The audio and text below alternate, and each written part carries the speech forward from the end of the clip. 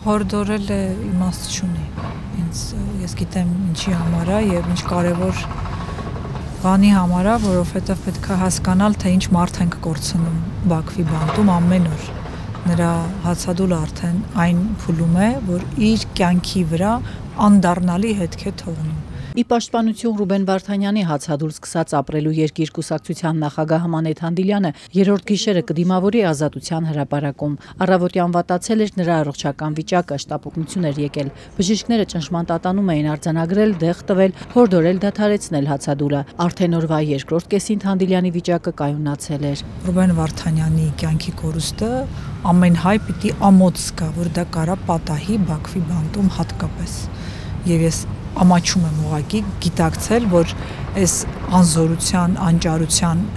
հետևանքով, որի պատճառով նա սկսել է իր հացադուլը, մենք կարող ենք իր կյանքը կորցնել։ Հանդիլյանը մարտի 1-ից է Ազատության հրապարակում։ Իր այս քայլով նա խնդրում է Բաքվի բանտում գտնվող Արցախի նախկին պետնախարարին դադարեցնել հացադուլը։ Սա զուտ մի խնդրանք է իրեն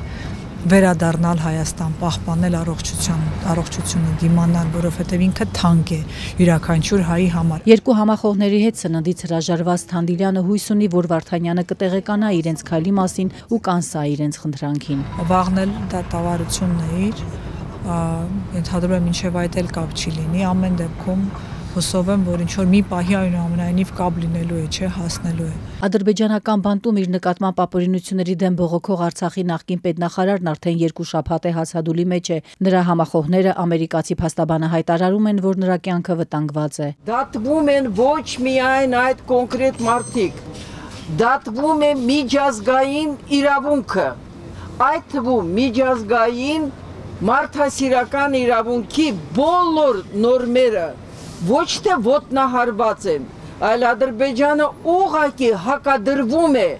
միջազգային իրավունքին ընդհանրապես։ Ադրբեջանական բանտերում պահվող 23 հայերի լուսանկարներով այսօր մի քանի տասնյակ մարդիկ Կարմիր խաչի միջազգային կոմիտեի գրասենյակի առջև էին հավաքվել։ Դեռ Արցախյան առաջին պատերազմի տարիներից գերիների հարցերով զբաղվող իրավապաշտպան Լարիսա Ալավերդյանը Հայաստանի իշխանություններին մեղադրեց ռազմագերիների հարցերով ոչ պատշաճ քաղաքականության համար։ Սարսափս ոչ միայն Ադրբեջանի գործողություններից են, այլ այն ահավոր,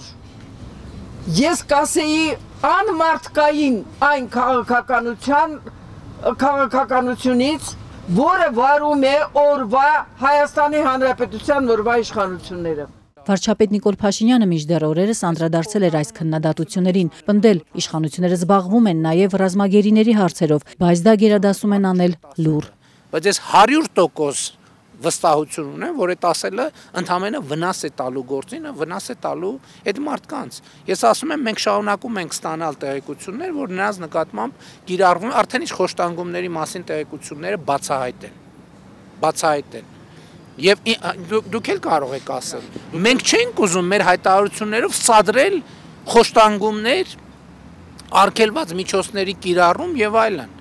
Ինչու ենք հիմա հայտարարություն անում, որովհետև տեսնում ենք, որ այլևս սադրել չենք կարող, որովհետև դա արդեն տեղի է ունեցել։ Այսօր Կարմիր խաչի գրասենյակի առջև հավաքվածները շուրջ 40 հասարակական կազմակերպությունների անունից միջազգային մարդասիրական կառույցի ղեկավարին նամակ հղեցին, խնդրելով ավելի մեծ ուշադրություն դարձնել ադրբեջանական բանտերում պահվող հայերին։ Արցախի մարդու իրավունքների նախկին պաշտպան Արտակ Բեգլարյանը հայ ռազմագերիներին ադրբեջանական բանտերում պարբերաբար այցելող Կարմիր խաչին հիշեցրեց Ռուբեն Վարդանյանի վերջին լուսանկարները։ Նրա դեմքին առերևույթ կապտուկներ ու վերք կար։ Սա առաջին հերթին Հայաստանի Հանրապետության իշխանությունների բաց թողումն ու ձախողումն է,